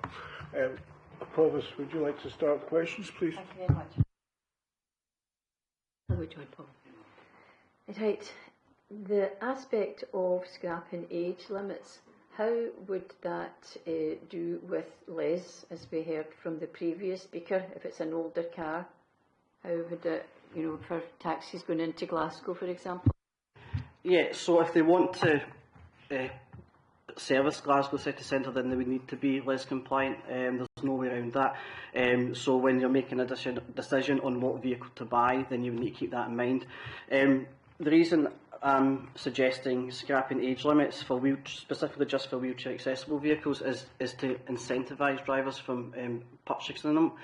We heard from other deputations this morning that it will not alleviate fully the charge or the cost of a wheelchair accessible vehicle, but it may incentivise a driver for buying maybe an older wheelchair accessible vehicle and running it until it no longer passes a compliance test with the council. Another aspect that you raised was about for the council to conduct some survey. I wonder what could the taxi firms do to log such requests so that can feed into future discussions that we have with you. So Over to you. Well, unfortunately, I'm not an operator, so I don't know how they would log it. But Mr Kyle from the Scottish Taxi Federation has tried to provide some data. Like before we arrived here today, there wasn't really any data that was submitted. So if we were to complete an independent unmet demand survey, then I would expect you would get some of the answers on demand that we're looking for. But I'll recognise that Mr Kyle has already provided some level of evidence. Thanks very much. No further questions. Councillor Morrison. Thank you, Chair. I'd like to go back to, well, thank you for your presentation and your written representation as well, Mr Duffy. I want to go back to, basically, the first time I had this as a piece of casework was, I can't go into specifics obviously, but this is what brought on my radar that there may be an issue out there in terms of constituents who are looking for their family members to get access to a wheelchair accessible vehicle and not able to do so. And at that time, I actually entered into correspondence with the Scottish Government, and I received a response from the then Minister of Transport, Fiona Hislop. I don't know if she's still Minister of Transport. They all seem to have changed so damn much in the past months. But basically, they had outlined what I have to say is a fairly kind of lukewarm response in terms of what is happening nationally to support wheelchair accessible vehicles. One of the schemes that was mentioned was a switched on taxis loan scheme by Transport Scotland. I don't know if that's something that you have awareness of. And, have you any knowledge of drivers that have actually used something like that to get an interest-free loan to purchase a WAV? Not to my knowledge. It's not something our members have reported to us, so unfortunately I don't know. I mean, it's fair to say that in your position you'd be pretty switched on to what's going on within the industry, so if people were using schemes like that, it would be, you'd be aware of it, yeah? Yes. Yeah, that's true, yeah. Okay. In terms of the vehicles, what's your kind of understand? I appreciate I've asked someone else, but what's your kind of understanding of the cost of like a 4-passenger vehicle versus a 6-seater vehicle that could take wheelchairs? So we heard in the last deputation, and Mr Kyle was I'm assuming was specifically talking about taxi, but it's different from a private hire side point of view because it's not regulated by the council. 3.5 for anything over 4 vehicles is common practice across Scotland. It's not an East Renfrewshire only practice. Every private hire firm does that. So I think that's where Mr Kyle was talking on behalf of taxis, but I wanted to clarify that from a private hire point of view, then that's common practice throughout. I was a wheelchair accessible vehicle back in the day when we were able to charge 3.5 for a wheelchair accessible booking, and as Paul from Eastwood Mearns pointed out, that as soon as that was closed down, drivers, including myself, handed the cars back because that was an incentive for me to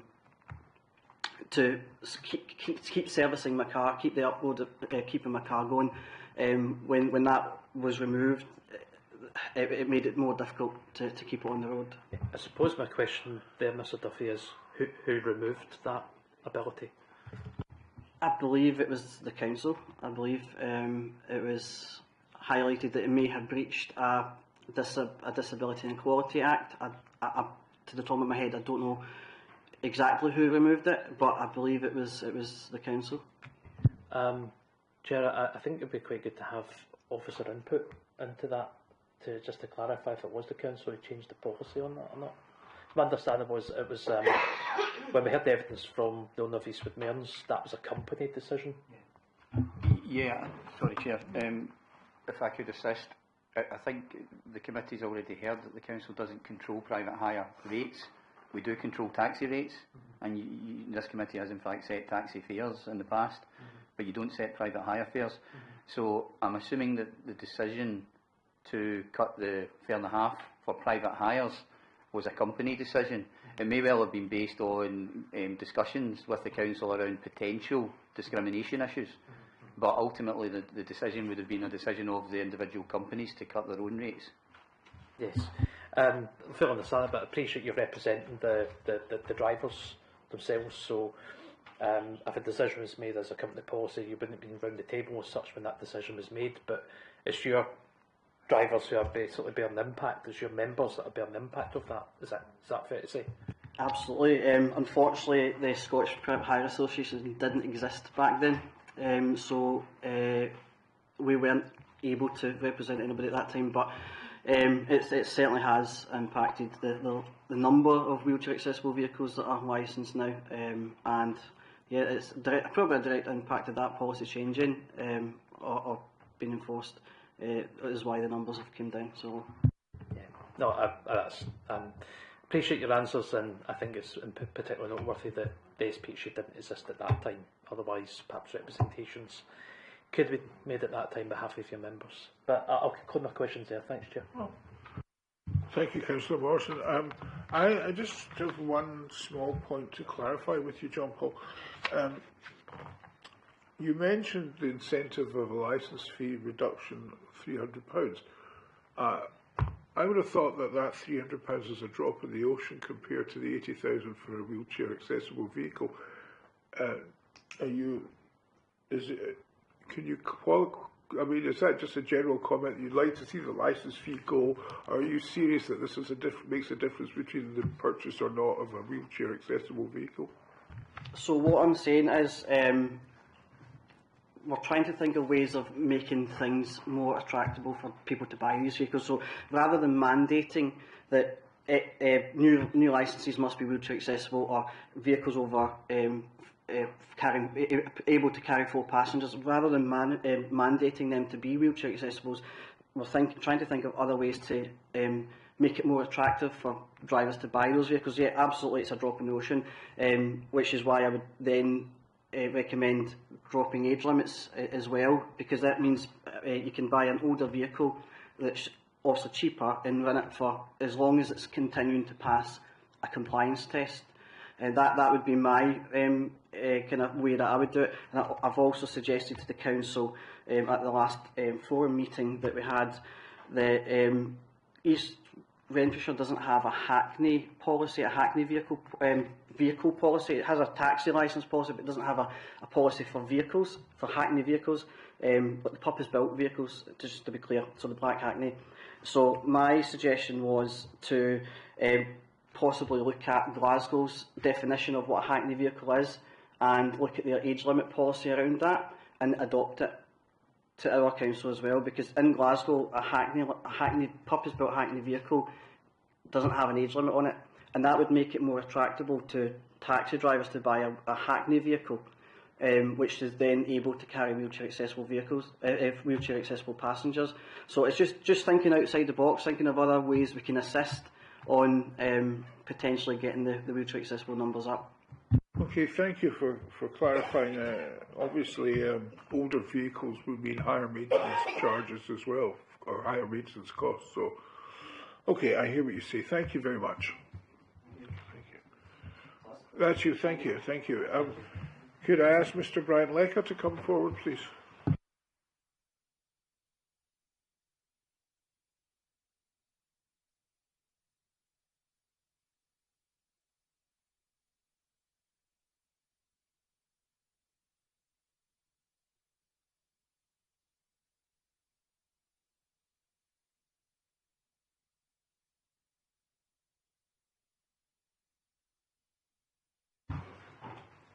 Good morning and welcome.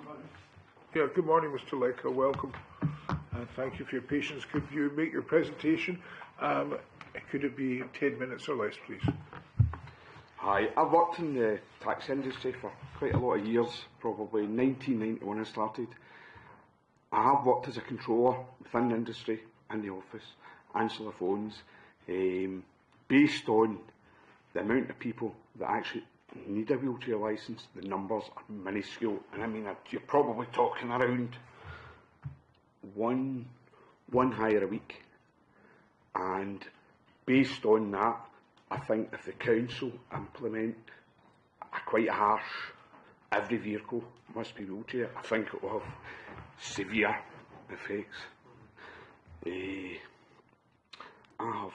have 3 vehicles at the moment. One of them is a wheelchair, and I've not had a call for it yet. So I think, based on what I've gathered by working in the office, I think you're talking, if you implement something severe, drivers will leave. What other people have talked about, drivers leaving the industry. I know for a fact that to buy one of these vehicles, I've bought 3 vehicles, people carrier vehicles, they take about 8 passengers maximum. We do charge £4.50, you do get a lot more money, but a normal taxi, they're running at standard tariff fare, so the incentive to buy a people carrier is worth it, but there's no incentive to buy a wheelchair vehicle. And I think if you really force it with the drivers, I think you'll see no more new drivers coming into the industry. I do realise there has to be a balance. I have a friend that works with us as well. He's a wheelchair vehicle. He does all the wheelchair accessible jobs. He does jobs from Paisley to Paisley because they can't get them in Paisley. I've had a lot of calls in the past. As I say, at the moment I work as an independent, and I worked with Africars, handled the controls, done the daily day admin. I think Brian had asked us in the past for numbers, how many numbers for requirements for wheelchair, and the controllers were to keep a track on how many come in, but they didn't keep exact numbers of it. But based on me working in office, I think I worked for nearly a year and a half just after COVID. I worked 2-3 days a week because we had no staff. Because during COVID we had 40 drivers, we dropped to 4. After COVID we had 15. We had 0 staff. We had 9 staff prior to COVID. After COVID we brought staff in as and when we brought drivers because we had no money to pay them. No new drivers coming at all. Drivers just leaving. So basically, based on the numbers that I was personally answering the phone, and I was working for 12 hours a day when we came out of COVID and things started to recover. And the only person that really phoned for a wheelchair car was one of my relatives, but they actually have their own wheelchair vehicle supplied under the mobility scheme. And if it was maybe in for a service or something, then they would phone for a taxi. But Africars have one driver. And you can book them, and he'll pick you up, no problem, but it can't be for just for now. You have to pre-arrange for the booking. Similar to myself with the wheelchair vehicle I've got. If someone called me, could I book you in an hour's time? Sorry, we only take advance bookings. We are normally a minimum 24 hours in advance bookings. But no one actually phoned me yet. Obviously, I've put one, it's not been on that long. I do have 3 vehicles that are capable of being adapted to wheelchair vehicles. Now, one of these has been adapted, and that's why it's now licensed on the road. If there was an issue, I probably wouldn't have bothered licensing the vehicle, because we can use these vehicles that are not regulated by the council and insure them ourselves for private transfer work, but to keep everything proper. So the putting the vehicle through the test has to be converted, and to have it converted, the cost around £1,200 from a company in Paisley. Now they supply the ramps, the strap downs, tie down kits, they do everything for it. It's £1,200, and once you have that, they give you a certificate because they're compliant, they're registered, they actually do the installation work for the council vehicles. And then once you have that equipment in the vehicle, you can take the vehicle to the test centre, have it tested, and this is where the grey area arises, because as previous people said, there's no an exact criteria what is a WAV. Now, WAVs are generally built, factory cars that are taken to a specialist factory, stripped apart, readapted, lowered floors, straps, rails, stuff put in. These vehicles cost extremely amounts of money. And as I say, the only way you're going to get these vehicles on is if there's some sort of incentive. And one of the incentives is if someone wants to buy a people carrier, as in a vehicle that takes more than 4 passengers, these are big minivans, which I have. They can be converted, but there is limitations as to how the conversions can be. Someone spoke earlier around having to get someone in the back of one of these vehicles, and they were restricted by height.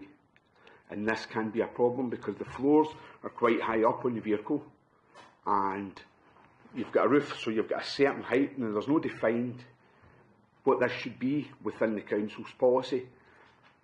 So this is something else that has to be looked at. What can be a WAV?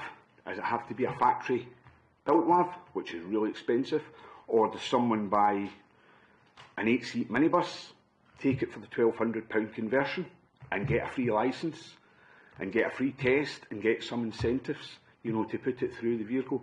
But I think if you go down the route of maybe forcing every single new private hire, there'll just be no new private hires.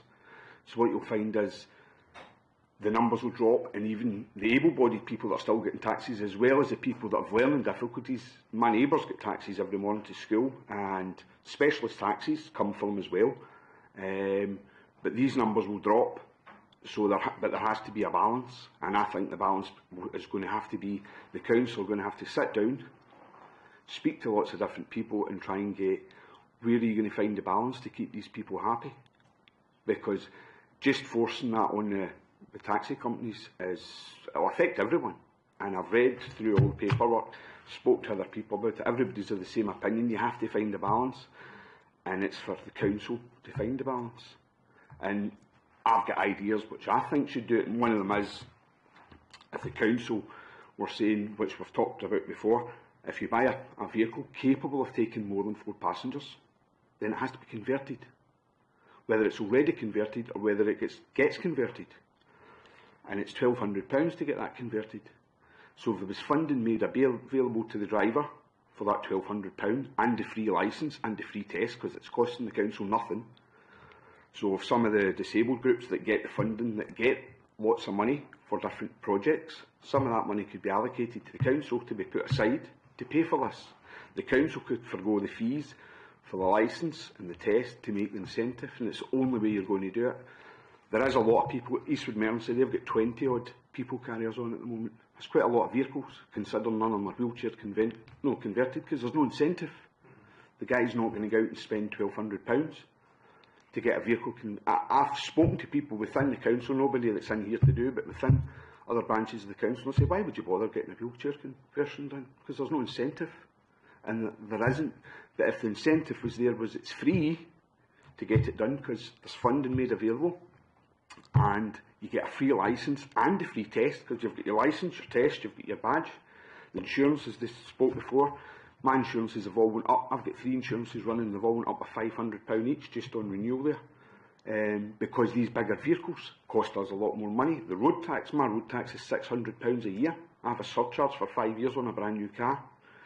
So the running costs are horrendous. I mean, I'm treading water at the moment. The incentive for me is I do a lot of hires out with wheelchair hires. My hires are mostly long distance people going on holiday to airports and stuff. So I'm not working on a private hire system anymore. I've decided I can't make money. I can't turn up with a big multi-purpose vehicle, pick someone up where the entry fare is £4 for the first mile, take them down the road a mile and charge them £4. And I've used £1.50 in fuel, and then when you actually add everything else in, the running costs just don't tally up. And I can understand why nobody wants to buy these big vehicles, because they are expensive. I'll not tell you how much I've spent, but I have spent a lot of money in the last 18 months, and I've nowhere near recovered any of it, but obviously I'm in for the long haul. But as I say, I think if you can really sit down and come up with an idea where you're not going to penalise all these new drivers that want to start. The young boy, for what I was hearing lately, had just started, bought himself a car, got his licence, got on the road, and the quotes that I'd heard he was getting was between £7,000 to £14,000 for insurance for his first year to start. So there's no way anybody under the age of 25 is going to come into this industry, and it will just die and die. But that's, I think if you sat down and actually got something that suited everybody, the disabled groups, they're not going to go away. They're not going to be happy until a law has been brought in that everybody's wheelchair accessible. That's not practical. Less than 1% of jobs are asking for wheelchair, and it's probably even a lot less than that. The numbers, as I say, I can tell you categorically. I sat in the office, answered the phone, and we could go for weeks and weeks and weeks, and then we'd get one request. Most of the requests we were getting were from different licensing districts. Paisley, Johnston, TOA, that sort of area where they work. We had their clients phoning our company in Barhead, asking for a wheelchair vehicle, and I says, look, we do not supply them to that area, but we do have a driver that has a wheelchair vehicle. He's licensed in East Renfrewshire. He will come to Johnston, he will pick you up in Johnston, he will take you to Paisley. Next week for your appointment, whatever it is, you will have to pay a small surcharge. We're happy, they paid it, because the driver's having to run from Barhead to Johnston. These folk are destitute, they can't get a taxi anywhere. What do? We can't do it. But I understand that obviously it's been kicking about into the long grass for years. I was at another meeting here before and we talked about it. As I say, as far as the disabled group action is concerned, they've got legitimate concerns. There must be vehicles made available. But you can't make a guy work 24 hours a day. When are these vehicles going to be made available? You know, do you make each company, booking office, have a proportion of their vehicles have to be wheelchaired? But then if you force that on them, they then have to absorb the costs and pass that on to the drivers. Sorry to interrupt you, that's over 10 minutes now. Oh, sorry. It's okay, it's okay. Can we move on to questions now, please? Can I start with Councillor Morrison? Thank you, Chair. I don't actually have any questions, but that's not through a lack of interest in what you've said. It's simply, I think we're getting to the stage where we've heard a lot and there's some repetition in what we've been told. And I've kind of already asked others the questions that I think are relevant, so I'll pass on this, Chair. Thank you, Councillor. Provost Montague? I'm the same now, but I appreciate everything you have to say and your own experience. And I note that you said you had 3 vehicles, 1 wheelchair, and that there was no demand for that. Over what time scale? I've only had the car on roughly about a month, but I've made it known to everyone locally in the area that we have a wheelchair accessible vehicle, and I've had no bookings as of yet. One person that I know had asked, because before I told them I was putting a wheelchair vehicle on, and they says, have you got it on yet? I says I have, but as of now, no bookings for it yet. One last point. I think from what we've heard today, in a number of aspects, I think some publicity would be helpful. It would help the taxi drivers, but it would also help people in the local community to know what is available to them so that they can access it. Thanks very much. That's me finished. Thank you, Provost. Mr. Leclerc, I agree with everything you said before, and I thought your presentation was very helpful. Can you clarify, do you have a name of a company that you work under, or that you have? I worked with Athlete Taxis since 1991, on and off. Over the last year, I've decided to go independent. So it's just kind of me and my son, and we take on the work ourselves. It's mostly just minibus work, and we subcontract out jobs cross-border, as they call it. So it's under your name, yes? And it's based in East Renfrewshire? Based out of Barhead, East Renfrewshire. That's very helpful to know. And I think that's really all the questions I need to ask you. Thank you very much. One other question. Your larger vehicles, are they all wheelchair compliant? No, I have 3 at the moment, and there's only 1 compliant. I don't see the point to convert the other ones at the moment because we have 1. If there was a grant made available and it was at no extra cost and there was an incentive to have a free licence, then I would consider converting other ones. So that 1 vehicle that's compliant, you would probably consider financially not a very good investment. The investment, one of the reasons of getting wheelchaired was if a vehicle at the moment, a private hire licence, the vehicle has to be less than 5 years old to come on in East Renfrewshire. If it's a wheelchair compliant vehicle, you've got an extra 2 years, so the vehicle can be up to 7 years old to come on. So you get to keep it on for 12 years instead of 10. This vehicle fell just outside that criteria. So I decided to still buy the vehicle. I checked into it first, bought the wheelchair equipment, took it to the guy, got it installed, so it gave me a scope to go slightly over the set guideline of 5 years. 5 years is quite a tight line. To buy a multi-purpose vehicle under 5 years of the spec of this one is quite very expensive. That's great. Thank you for that information. That's helpful. Okay, I think that's... Could I ask? Yes, of course. Promise. I just noticed a question I had keyed in there. You were saying that drivers are leaving. What are they leaving to do? Well, during the COVID, drivers left because they were told to lock down. We had 4 drivers out of 40 left. Some of the drivers went and decided to start working for the delivery companies, Deliveroo and lots of the parcel companies. They've left to do that. Other guys were nearing retirement age. Some of the drivers have school contracts, so they still have their taxi licence, their plate, their badge, their insurance. They no longer work within a company, they just work on a school contract which they can survive on along with their pensions. And based on a lot of the drivers that I speak to lately, a lot of them are pushing into their 60s and 70s. I'm not quite 60 yet, but I'm pushing there. But some of the guys that are over the 60 mark, and especially when they're starting to get their pensions maturing and coming through, they're giving up, they're just letting their plates and badges expire and they can live off their pension. As I say, some of them still have some small school contract work that they can do, but there's no young blood, as they call it, coming in. I was 24 when I started, as were a lot of the other guys. But the industry's so expensive to get as a new start to come in and start, and for the people that are already in it, the way in their costs, the vehicle, insurance, test, plate, badge, and they add it up. And when you do their accounts, as other guys said, when you do your accounts at the end of the year, you see your gross and you see your net, and you think, why have I went out and done that for? People don't understand how much costs is involved. Thank you very much. Thank you very much, Mr. Leica. Okay, right.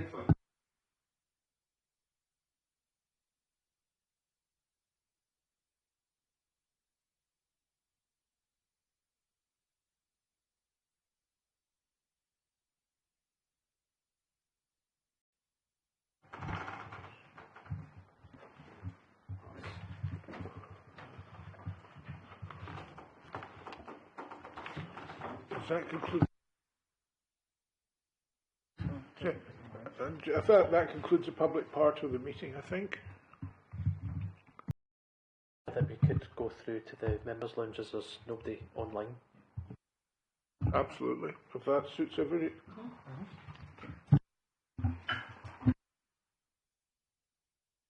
Meeting recently adjourned, and the committee have reached a decision on the matter at hand.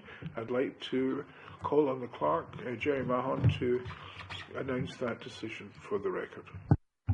Thank you, Chair. After deliberation, the committee has determined to approve the definition of wheelchair accessible vehicles as outlined in the report, remove the age requirements, subject of course to annual inspection, for all vehicles meeting the wheelchair accessible vehicle definition, which for the avoidance of doubt may include hackney cabs. The committee has determined to recommend that no fee is charged for new and renewal applications for wheelchair accessible vehicles as defined. The committee has instructed me as Chief Officer of Legal and Procurement to report committee's recommendation regarding proposed removal of fees for WAV applications to Cabinet for final decision. The committee has determined to adopt the amended policy for an initial trial period of 18 months and to thereafter review its practical effect at that time, and during the interim period to commission a survey of stakeholders to gather empirical evidence of demand and usage of wheelchair accessible vehicles. In terms of the other recommendations in the report, the committee has rejected the proposals to amend the current policy in respect of wheelchair accessible vehicles to require all new applications for taxi or private hire car licences and any subsequent substitutions to relate to vehicles which are wheelchair accessible, and has also rejected the proposal to require all vehicles identified as replacements in a substitution request and which are capable of carrying more than 4 passengers to be wheelchair accessible. Thank you, Chair. Thank you very much, Mr. Mahon. If there is no outstanding business, I'll adjourn this meeting. I take it that as a